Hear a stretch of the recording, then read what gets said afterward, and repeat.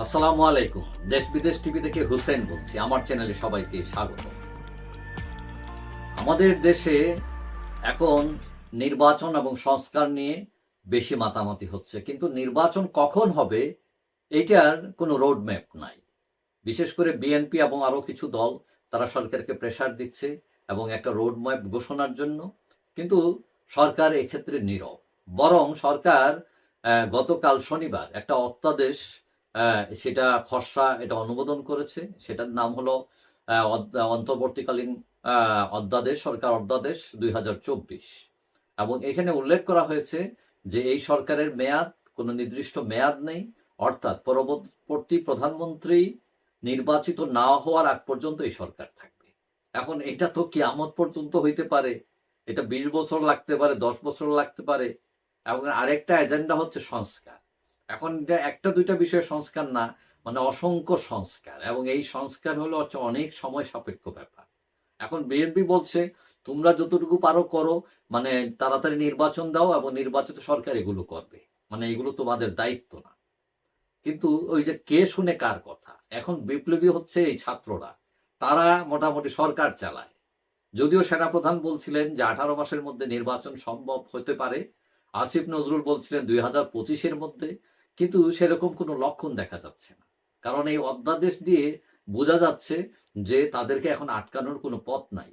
কারণ তারা লিগেলি এখন বলতে পারছে যে অনির্দিষ্টকাল, মানে যখন আমাদের সময় হবে আমরা দিব, আমরা আগে সংস্কার শেষ করে নিই। এখন অনেকেই মনে করছেন যে এখানে কলকাঠি নাচতেছে হলো ছাত্ররা, তাদের অ্যাম্বিশন আছে। নাহিদ ইসলাম বলছিলেন যে আমরা রাজনীতি করি, বিশ্ববিদ্যালয়ে যেহেতু রাজনীতি করি, আমাদের নিশ্চয়ই পলিটিক্যাল অ্যাম্বিশন আছে, এবং এইটাই কিন্তু এখন বোঝা যাচ্ছে। তো এখন ছাত্ররা কি করছে, তারা বৈষম্য বিরোধী ছাত্র সংগঠন তারা আছে, সরকারের ভিতর তারা আছে, আবার এদিকে নাগরিক কমিটি নামে একটি পলিটিক্যাল অর্গানাইজেশন তারা ওপেন করেছে। তো এখন যেটা মোটিভ বোঝা যাচ্ছে যে ছাত্ররা প্রেসার করবে সরকারকে যে তোমরা নইরো না, তোমরা থাকো, আমরা ইতিমধ্যে রেডি হয়ে যাই।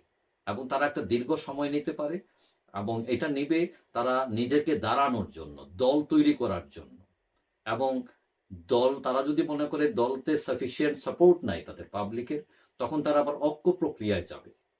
এবং ক্ষমতার পথ 100% নিশ্চিত না হওয়া পর্যন্ত তারা নির্বাচনে যাবে না, সরকারকেও যেতে দিবে না। এখন কথা হলো যে এইটা কখন সময় হবে। অনেকেই মনে করেন, কেউ কেউ মনে করেন যে এটা 3-4 বছর লাগতে পারে। এখন কথা হতো 3-4 বছর তো অপেক্ষা করবে না আমাদের বিএনপি, কিন্তু এই ক্ষেত্রে তারা যদি মাঠে নামে তখন ছাত্রদের কি হবে। হ্যাঁ, ছাত্ররা সেই কৌশলও ঠিক করে রাখছে, তারা মানে একদম কাঁচা তা না।